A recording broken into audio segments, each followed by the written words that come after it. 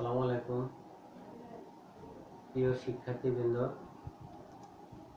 Right form of ভার্বসের উপর চলমান ক্লাসের আজকে চতুর্থ পর্ব।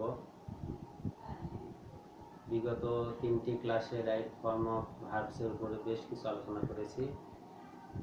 আজকেও আরও কিছু রুলস নিয়ে তোমাদের সামনে আলোচনা করব। আমি তোমাদের সকলের মনোযোগ আশা করছি। খেয়াল করো, আমি এখানে 3টি বাক্য লিখেছি। I went to the bookstall with a view to, bracket আছে বাই সাম বুকস, এখানে আন্ডারলাইন করা আছে উইথ এ ভিউ টু। দ্বিতীয় বাক্যে দেখো, while, ব্র্যাকেট আছে walk, in the garden a snake bit him, এখানে আন্ডারলাইন করা আছে while। Without, read attentively, you cannot pass, এখানে আন্ডারলাইন করেছি without. with a view to, while, without, by, get used to, look forward to, এই শব্দগুলোর পরে যে verb থাকে সেই ভার্বটাকে জিরান করতে হয়। তাহলে এই ধরনের বাক্যকে রাইট ফর্ম অফ ভার্বস করতে গেলে রুলসটা কি? রুলসটা হলো by, without, while, with a view to, look forward to, get use to, এই সমস্ত শব্দের পরে যে ভার্ব থাকবে সেই ভার্বটিকে কি করতে হবে? জিরান করতে হবে, অর্থাৎ ওই ভার্বটির সাথে আইএনজি যোগ করতে হবে। এখানে দেখো উইদাউট ব্র্যাকেটে ভার্ব আছে রিড, তাহলে কি করব? আমি এই রিডের সাথে শুধু একটি আইএনজি যোগ করব, অর্থাৎ জিরান করব, তাহলে হয়ে যাবে। দেখো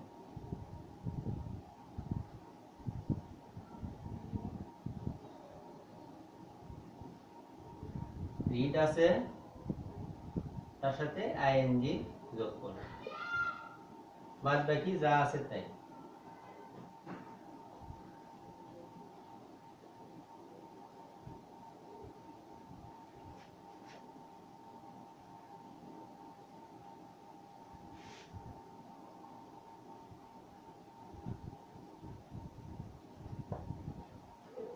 তাহলে উইদাউটের পরে রিড আছে, আমি রিডটাকে কি করলাম? রিডিং করলাম। তাহলে without reading attentively you can not pass, অর্থ হলো মনোযোগ দিয়ে পড়া ছাড়া পাস করা যাবে না। অর্থাৎ তুমি মনোযোগ দিয়ে পড়াশোনা করলে তবেই পাস করতে পারবে।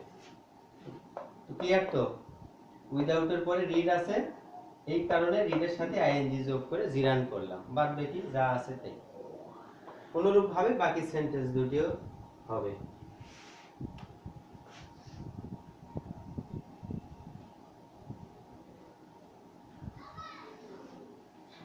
এখানে দেখো হোয়াইল আছে, হোয়াইলের পরে ওয়াক আছে ব্র্যাকেটে, তাহলে কি করব? আমি এই ওয়াকের সাথে আইএনজি যোগ করব, শুধু walking.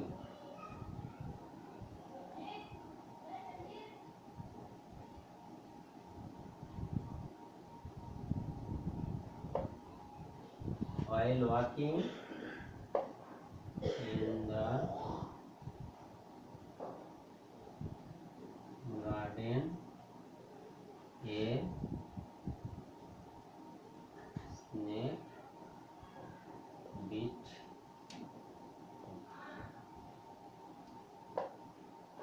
while walking in the garden a snake bit him, মানে বাগানে হাঁটার সময় একটি সাপ দংশন করলো।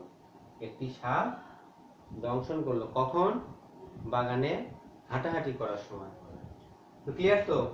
হোয়াইলের পরে কোনো ভার্ব থাকলে তার সাথে আইএনজি যোগ করে তাকে জিরান করতে হবে।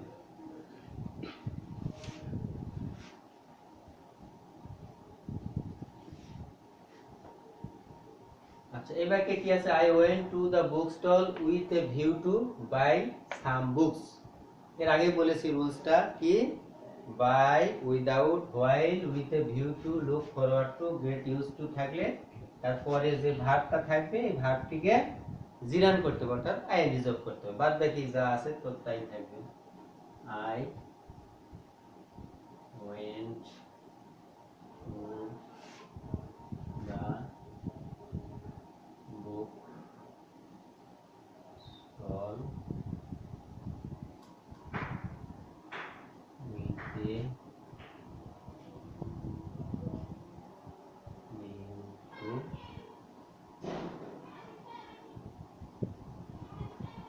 buying some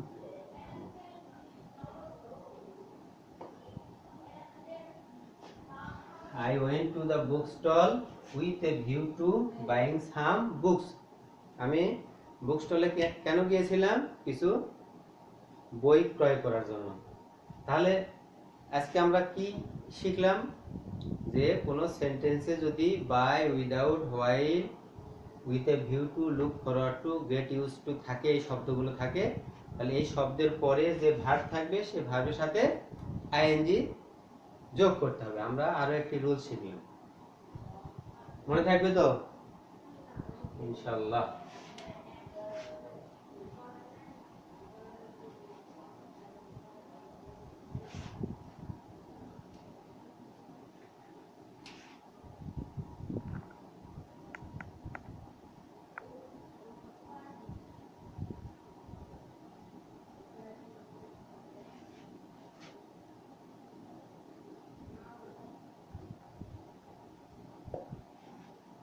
all men bracket আছে বি প্রেজেন্ট। এখানে রুলসটা হচ্ছে অল যদি থাকে সেন্টেন্সে, অল থাকলে এই ব্র্যাকেটে যে বি আছে এখানে প্লুরাল ভার্ব বসবে। কি ভার্ব বসবে? প্লুরাল ভার্ব বসবে। তাহলে অল মেন, অল মেন, এখানে প্রেজেন্ট টেন্সে যদি লিখি তাহলে আর লিখবো, আর যদি পাস্ট টেন্সে লিখি তাহলে ওয়্যার লিখবো। আর লিখলেও হবে, ওয়্যার লিখলেও হবে। তাহলে ওয়্যার লিখি,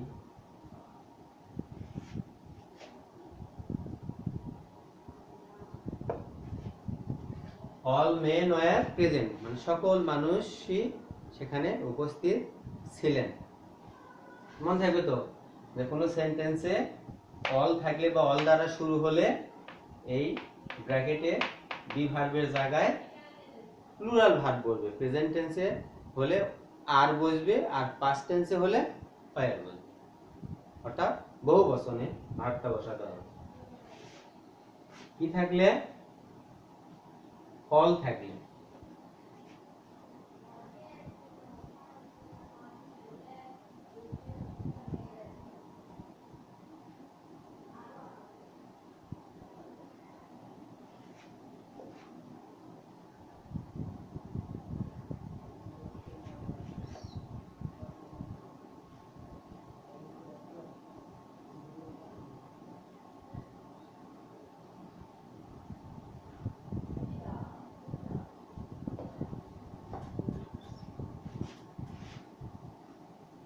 এখানে একটি বাক্য লিখেছি, all that glitters be not gold.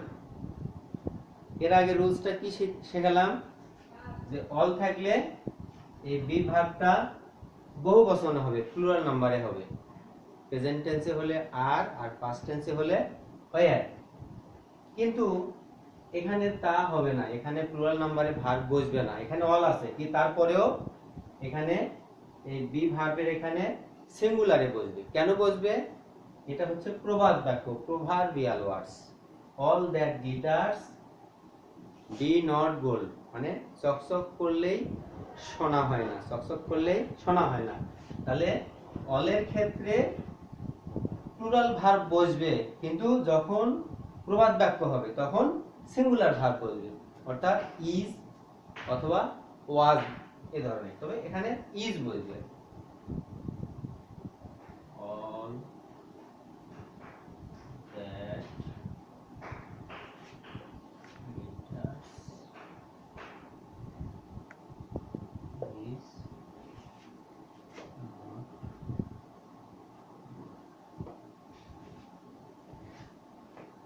তাহলে আমরা কি শিখলাম?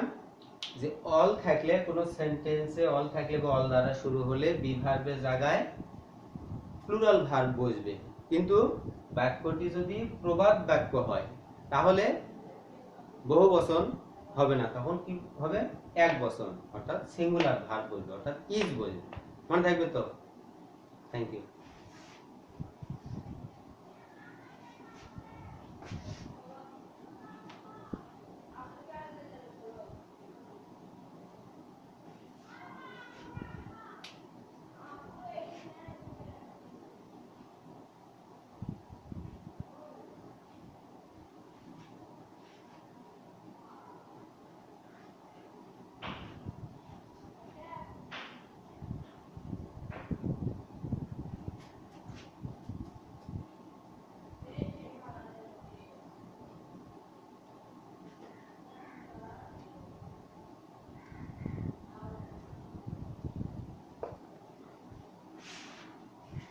নন রেফারেন্সিয়াল দেয়ার বা ইন্ট্রোডাক্টরি দেয়ার, অর্থাৎ দেয়ার দ্বারা কোনো বাক্য যদি শুরু হয় সেক্ষেত্রে সাবজেক্টের নাম্বার ও পার্সন অনুযায়ী ভার্ব বলবে, সাবজেক্টের নাম্বার ও পার্সন অনুযায়ী ভার্ব বলবে। এখানে অ্যান এক্সারসাইজ বুক, একটি খাতা বা একটি জিনিস বোঝাচ্ছে, তখন কি হবে ইজ হবে। আর লিখি there is an exercise book on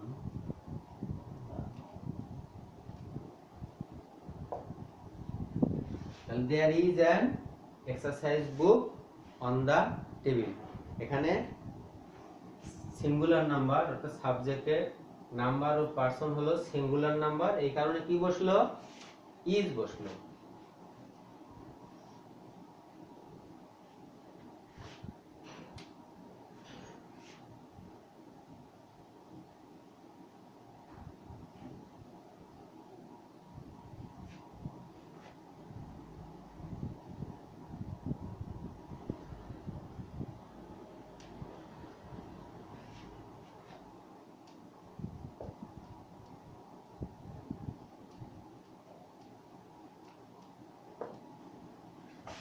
There be many people,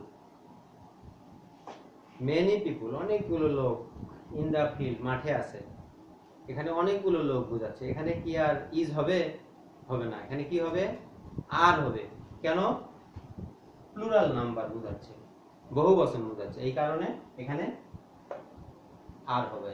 আর এর আগে সিঙ্গুলার নাম্বার বুঝিয়েছিল, এই কারণে সেখানে ইজ হয়েছিল। তাহলে এখানে কি লিখবো?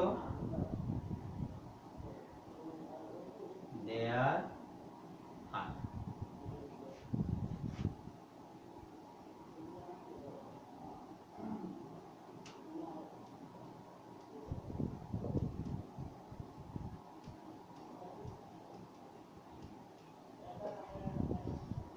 There are many people in the field। তাহলে নন রেফারেন্সিয়াল দেয়ার বা ইন্ট্রোডাক্টরি দেয়ারের ক্ষেত্রে আমরা সাবজেক্ট দেখব। সাবজেক্ট যদি এক বচন হয় তাহলে ভার্বটা হবে ইজ, আর সাবজেক্ট যদি বহু বচন হয় তখন হবে আর। এটা হলো প্রেজেন্ট টেন্সের ক্ষেত্রে। আর যদি পাস্ট টেন্স হয় তখন ওয়াজ হয়। এই ক্লিয়ার তো? Thank you.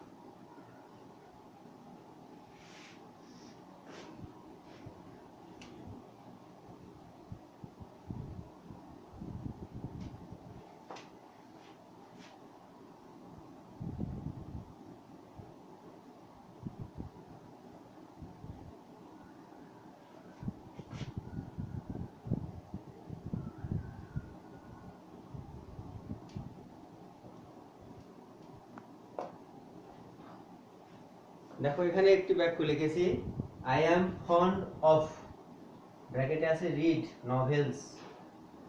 I am fond of read novels. এখানে অফটা কি? অফটা হচ্ছে প্রিপজিশন। তার এখানে রুলসটা হলো কোন সেন্টেন্সে কোনো সেন্টেন্সে প্রিপোজিশনের পরে যদি ভার্ব থাকে সেই ভার্বের সাথে আইএনজি যোগ করতে হবে, অর্থাৎ জিরান করতে হবে। মনে থাকবে তো? কোনো সেন্টেন্সে যদি প্রিপোজিশন থাকে আর সেই প্রিপোজিশনের পরে যদি ভার্ব থাকে তাহলে সেই ভার্বটিকে কি করতে হবে? জিরান করতে হবে, অর্থাৎ আইএনজি যোগ করতে হবে। তো লিখি I am on of, read আছে তাহলে রিডের সাথে আইএনজি যোগ।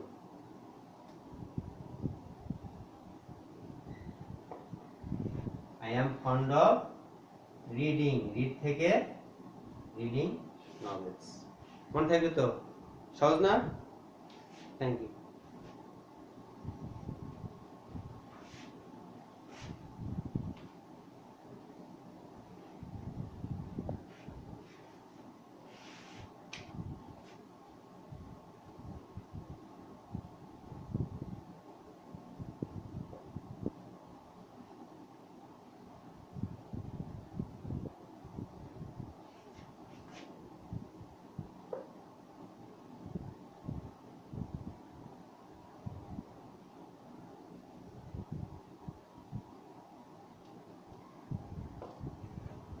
English speak in many countries, এটা একটা প্যাসিভ ভয়েস।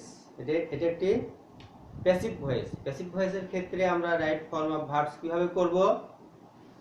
সাবজেক্টের পরে টেন্স অনুযায়ী অক্সিলারি ভার্ব বলবে, am, is, are, was, were, shall, will. তারপরে যে মূল ভার্বটা থাকবে সেই মূল ভার্বের পাস্ট পার্টিসিপল ফর্ম বলবে। মূল ভার্বের পাস্ট পার্টিসিপল ফর্ম বলবে। তাহলে লিখি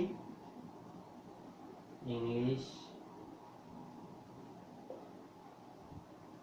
এটা যেহেতু প্রেজেন্ট ইনডিফিনিট টেন্স তাহলে অক্সিলারি ভার্ব কি বসবে? ইজ। তারপরে মূল ভার্বের পাস্ট পার্টিসিপল ফর্ম, স্পিকের পাস্ট পার্টিসিপল ফর্ম হলো স্পোকেন। তারপরে জাস্ট,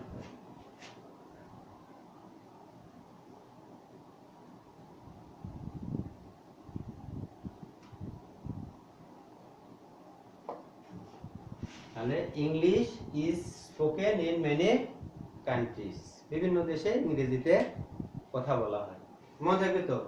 প্যাসিভ ভয়েসে সাবজেক্টের পরে টেন্স অনুযায়ী অক্সিলারি ভার্ব বসবে, তারপরে মূল ভার্বে পাস্ট পার্টিসিপল ফর্ম হবে।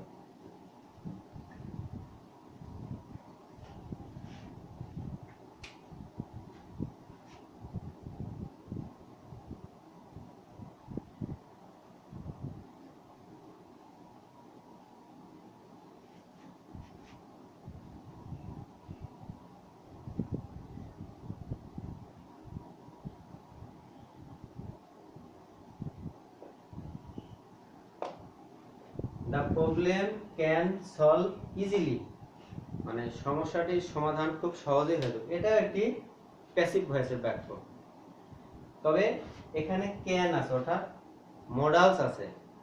তো মডালস যখন থাকবে এই প্যাসিভ ভয়েসের বাক্যে, যখন মডালস থাকবে তখন এই মডালসের পরে একটা বি বসবে, মডালসের পরে একটা বি বসবে, তারপরে এই মূল ভার্বটির পাস্ট পার্টিসিপল ফর্ম হবে।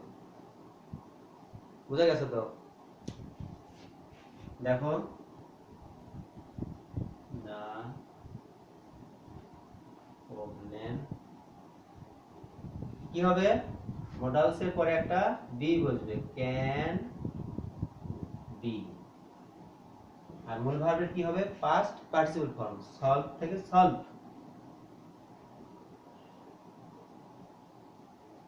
Easy. The problem can be solved easily. Clear তো? যে প্যাসিভ ভয়েস যুক্ত বাক্যে রাইট ফর্ম অফ ভার্বস করার সময় যদি তোমার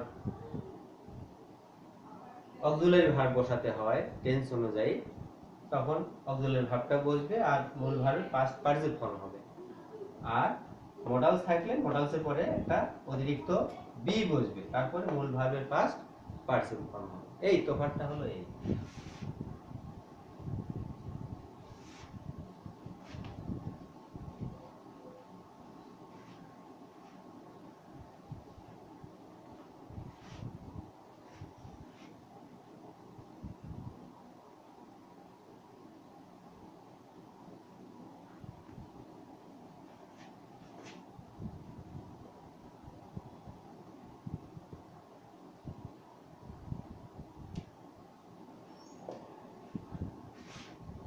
হি কেম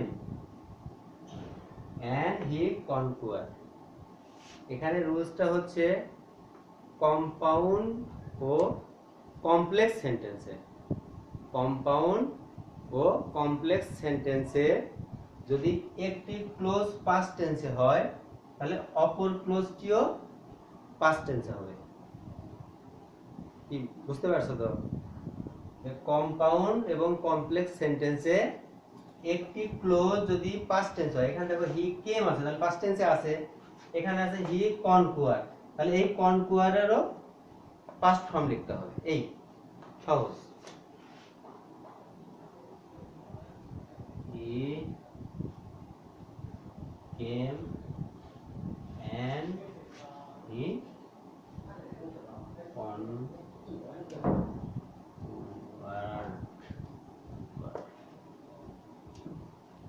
বুঝা গেছে তো? সে বা তিনি আসলেন এবং সবাইকে জয় করে নিলেন। তাহলে আমরা এখানে আরো একটি নতুন রুলস শিখলাম। রুলসটা হচ্ছে কম্পাউন্ড ও কমপ্লেক্স সেন্টেন্সে একটি ক্লোজ পাস্ট টেন্সে হলে অপর ক্লোজটিও পাস্ট টেন্সে হবে।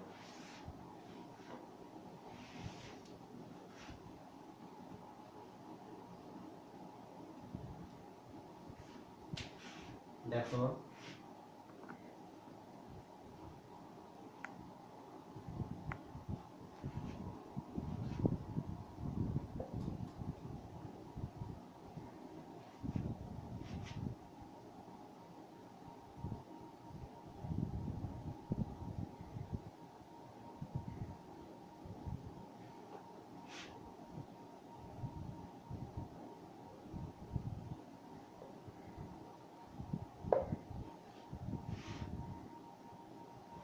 complex sentence. When he finished the work, he go to bed. রুলসটা কি বললাম একটু আগেই, এটা তো কমপ্লেক্স সেন্টেন্স, আগেরটা ছিল কম্পাউন্ড সেন্টেন্স, এটা হলো কমপ্লেক্স সেন্টেন্স। তো কম্পাউন্ড আর কমপ্লেক্স সেন্টেন্সের বেলায় রুলস একই রকম। কি হবে? একটি ক্লোজ পাস্ট টেন্সে হলে অপর ক্লোজটিও পাস্ট টেন্সে হবে। ক্লিয়ার তো? তাহলে এখানে কি হবে? when he finished পাস্ট টেন্সে আছে the work, যখন তার কাজটি শেষ হবে he go to bed, তার মানে এই go কে ওয়েন্ট করতে হবে। go এর পাস্ট ফর্ম কি? ওয়েন্ট। তো লিখি when he finished the work he went to bed. কি ক্লিয়ার তো? when he finished the work, এই ক্লোজটি পাস্ট টেন্সে আছে, তাহলে পরের ক্লোজটিও পাস্ট টেন্সে হবে। তাহলে he go to bed, তাহলে he go এর পাস্ট ফর্ম কি? went। তাহলে when he finished the work he went to bed। তাহলে আমরা আরো একটি নতুন রুলস শিখলাম।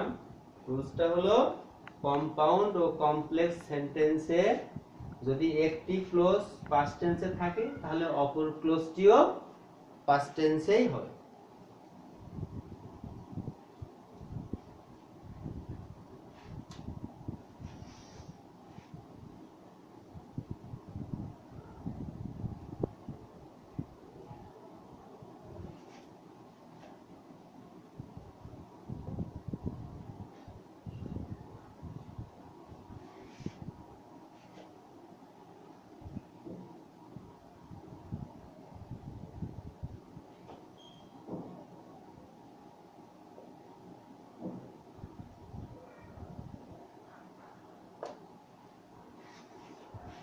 as soon as একটি বাক্য লিখলাম কি দ্বারা? as soon as I think about her she call bracket আছে call me। এখানে রুলসটা হচ্ছে as soon as দ্বারা কোনো কমপ্লেক্স সেন্টেন্স যদি শুরু হয়, as soon as দ্বারা যদি কোনো কমপ্লেক্স সেন্টেন্স শুরু হয় তাহলে সেন্টেন্সটির উভয় ক্লোজই পাস্ট ইনডিফিনিট হবে। সেন্টেন্সটির উভয় ক্লোজই পাস্ট ইনডিফিনিট হবে। এটাও পাস্ট ইনডিফিনিট হবে, পরের ক্লোজটিও পাস্ট ইনডিফিনিট হবে। দেখো as soon as I, তাহলে think এর পাস্ট ফর্ম কি? thought।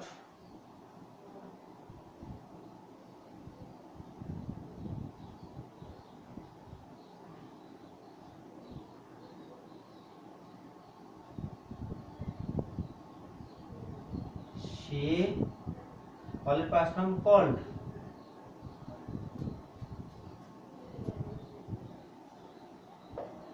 তাহলে as soon as I thought about her she called me, অর্থাৎ যে মুহূর্তে আমি তার কথা ভাবছিলাম সেই মুহূর্তে সে আমাকে ফোন দিয়েছিল বা কল করেছিল। ক্লিয়ার তো? তাহলে আমরা আরো একটা রুল শিখলাম। কি rule?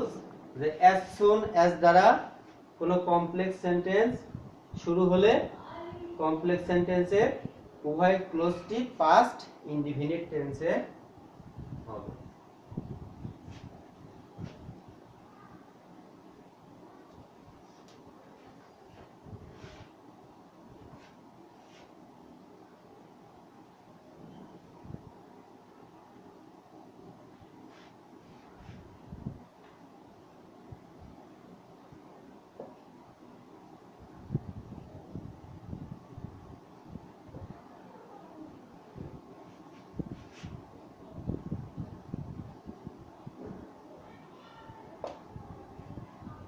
I wish, I wish, I wish এর পরে যদি কোনো ভার্ব থাকে সেই ভার্বটিকে পাস্ট ফর্ম করতে হবে। এখানে রুলস কি হলো?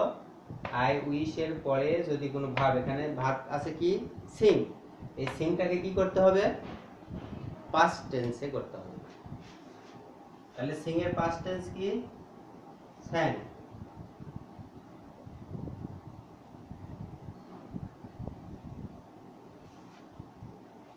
sang a song। I wish I sang a song। তাহলে আমরা আরো একটি রুলস শিখলাম। রুলসটা হলো যে তোমার I wish এর পরে যদি কোনো ভার্ব থাকে সেই ভার্বটাকে পাস্ট ফর্মে লিখতে হবে। তাহলে I wish এর পরে এখানে sing ছিল, sing এর পাস্ট ফর্ম sang। ক্লিয়ার তো? সহজ।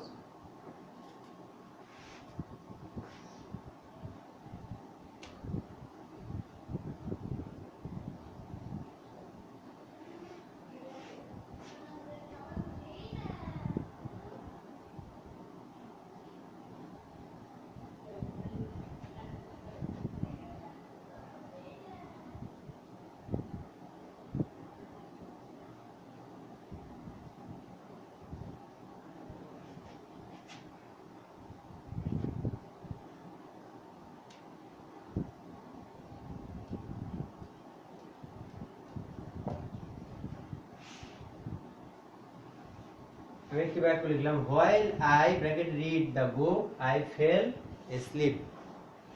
এখানে রুলসটা হচ্ছে while এর পরে যদি সাবজেক্ট থাকে, while এর পরে যদি সাবজেক্ট থাকে, এর আগে শিখেছিলাম কি while এর পরে যদি ভার্ব থাকে সেই ভার্বের সাথে ing যোগ করে জিরান করতে হবে।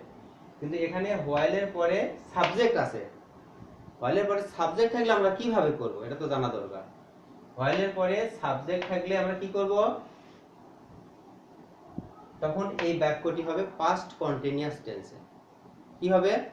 while এর পরে সাবজেক্ট থাকলে তখন কি হবে? পাস্ট কন্টিনিউয়াস টেন্সে বাক্যটি লিখতে হবে। দেখো while এর সাথে কি হয়? was, তারপরে মূল ভার্ব রিড, তার সাথে কি হবে? রিডিং, ing যোগ হবে।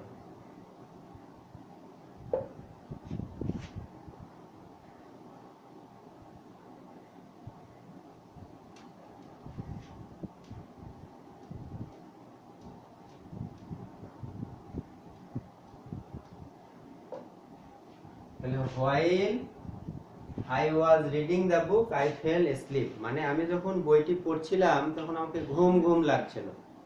বুঝা গেছে তো? তাহলে আমরা আরো একটি রুল শিখলাম। রুলসটি হলো ভয়েলের পরে সাবজেক্ট থাকলে সেই বাক্যটিকে পাস্ট কন্টিনিউয়াস টেন্সে গঠন করতে হবে। ভয়েলের পরে সাবজেক্ট থাকলে বাক্যটিকে পাস্ট কন্টিনিউয়াস টেন্সে গঠন করতে হবে।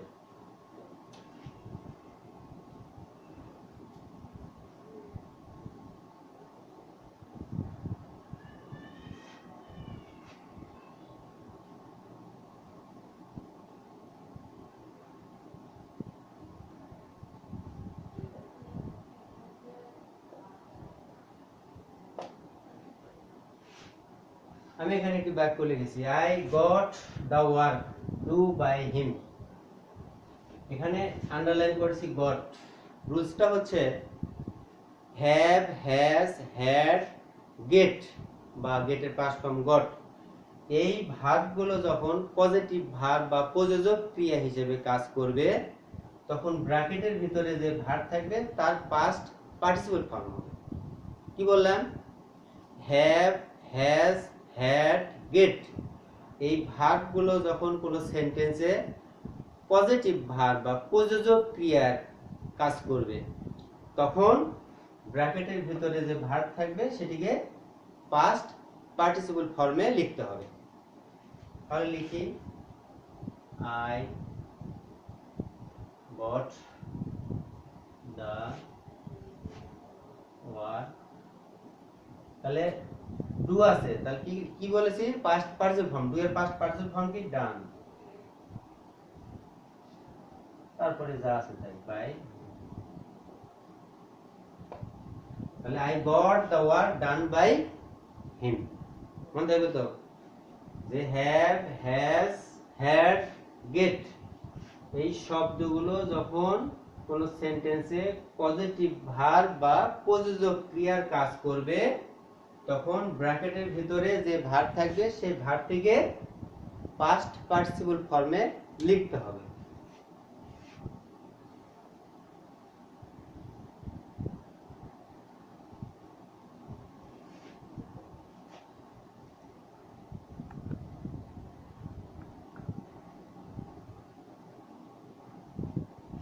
I had my rice cook. I had my rice cook. ওই একই নিয়ম। কি বলেছি? Have, has, had, get. তাহলে এখানে হ্যাড আছে, তাহলে আমি কি করব? ব্র্যাকেটের ভিতরে যে ভার্ব আছে ভার্বটিকে আমি কি করব? পাস্ট পার্টিসিপল ফর্মে লিখব, তাহলে হবে। লিখি, I had my rice cooked. I had my rice cooked. তাহলে কি বললাম? সর্বশেষ রুলসটি যে কোনো সেন্টেন্সে হ্যাভ, হ্যাজ, হ্যাড, গেট এগুলো যদি কোনো সেন্টেন্সে পজিটিভ ভার্ব বা প্রযোজক ক্রিয়ার কাজ করে তবে ব্র্যাকেটের মধ্যে যে ভার্ব থাকবে সেটিকে পাস্ট পার্টিসিপল ফর্মে লিখতে হবে। তো বন্ধুরা, বিগত 3টি ক্লাস এবং আজকের এই ক্লাস দিয়ে মোট রাইট ফর্ম অফ ভার্বসের উপরে 4টি ক্লাস নিলাম এবং এই 4টি ক্লাসে অনেকগুলো রুলস নিয়ে আলোচনা করেছি এবং সেই রুলসগুলোর প্রয়োগও তোমাদের সামনে দেখিয়েছি। তো আশা করছি তোমরা মনোযোগ দিয়ে সেই রুলসগুলো শিখেছো এবং রুলসগুলোর যে প্রয়োগগুলো সেগুলো শিখেছো। আশা করছি তোমরা রাইট ফর্ম অফ ভার্বস ভালোভাবেই শিখেছো। তো আজকের মতো এখানে শেষ করছি। আগামীতে তোমাদের কল্যাণ হোক, ভালো হোক সেই প্রত্যাশা রেখেই শেষ করছি। আল্লাহ হাফেজ।